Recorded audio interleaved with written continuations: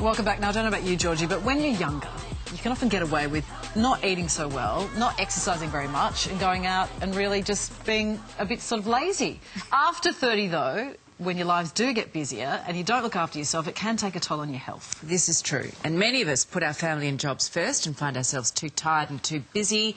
And often the older you get, the harder it gets. So, for some tips on how to stay healthy for every age group, we're joined this morning by nutritionist Joanna McMillan and fitness expert Wendy Smith. Good morning. Welcome to you both. Good morning. Let's first talk food, Jo. And you, I mean, obviously the idea is to be healthy from the beginning, but when we hit our 30s, often we've just had babies, things get sort of put aside. So what are you really highly recommending? Well, what I put a focus on in the 30s is particularly, you know, this is when you might be sort of progressing your career, you might have young children and being short on sleep, and everything is about short on time. You might be burning the candle at both ends and still have very active social life and a very active career. So what I've tried to give is some really good tips for fast, quick, healthy meals. So we've got things like, I love these microwavable whole grain rice packs. You know, I've been buying this kale slaw. It's fantastic with a sort of yogurty dressing. You can quickly throw together that to put together with anything that you're eating. Canned beans, canned tuna. All of these foods are great. And the other thing I've focused on is stuff that's going to give you energy, and that's your, what I call smart carbs. So things like the sweet potato, the whole grains, the legumes, these sorts of foods are what are going to give you energy. So eat regularly throughout the day. That's going to help you to control your appetite and really help you to keep your energy up while you try to control your weight. All right. Great tips for food. And Wendy, what about for exercise? What are some ideas that we can do when we're in our 30s? So, great question, because when you're 30, you're busy with your career, you're focusing on the family, whatever's going on in your life, you're really busy. So you're always busy with excuses and not enough time. Might be expensive to buy a gym membership. So you want it simple and easy. And then, of course, the best one is, can I start next week? I'm going to start next week. Tomorrow it never comes. Okay. You've often just had babies too, so your body's still just sort of getting back, and it can be quite tricky physically in your 30s, I reckon. Yes, absolutely. So there's a lot going on, and you're burning the candles at both ends, and you're busy, you're working, you're juggling the family. So you also want to just get on some social media and quickly do an app. The Healthy Mum is a great app where you just go click, click, click, accountable for food, nutrition, and of course health and fitness. So is there an exercise you can show us? Yes. Do you want me to show you one? I've been wanting to show you. So it's really good. In your 30s, you want to be able to work your core.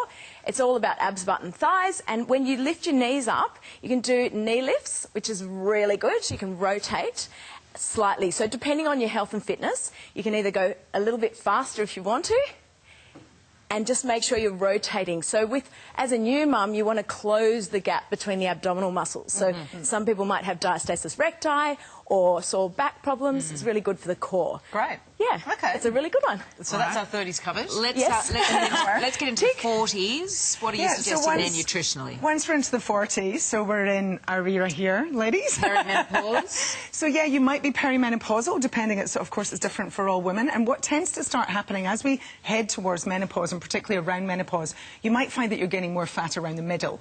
And that's the hormonal changes. And that's normal. And that's normal, that's what to recognise. One of the things that research has shown is that actually having more monounsaturated fat, so that's the type of fat that we get in our good old extra virgin olive oil, the avocado, nuts and seeds. So put a real focus on making sure you've got the good fats in there. I've again got some slow release, things like the sourdough, whole grain kind of breads.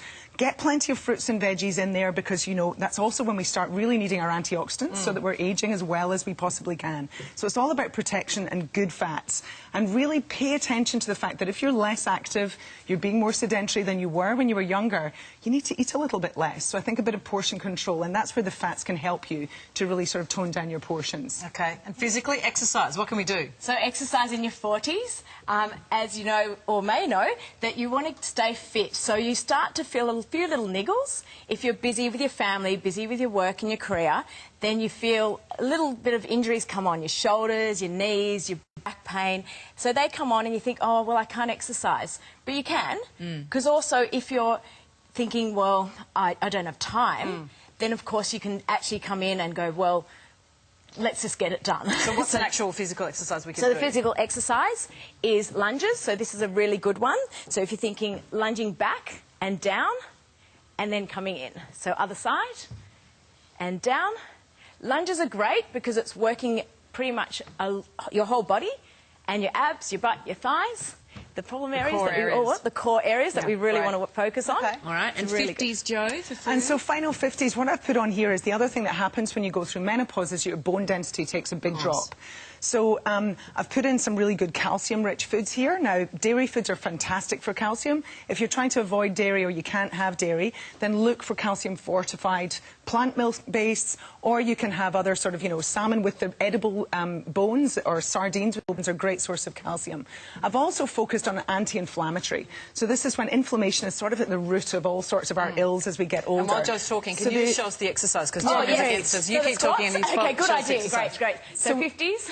Yeah, so we've got the oily fish, we've got plenty of antioxidants from all of these sort of berries and lots of fruits and vegetables, and that's what's going to help us to age really well. And actually, Wendy and I were talking before, I know she's also a fan of walking. Get outdoors and walk, Yeah. then you get your vitamin Yeah, D. fantastic. At the Buddy. same time. Yeah, you need some social. And be social as Chew, well. chew nuts and do your squats. Absolutely. Yeah. Chew nuts, do your squats. Perfect. Have fun. Sorted. Well done. I love your energy, Wendy. Yeah, thanks. Love to see you, Joe. Great. Love it. Thank Thank you. you Thanks so for coming much. in.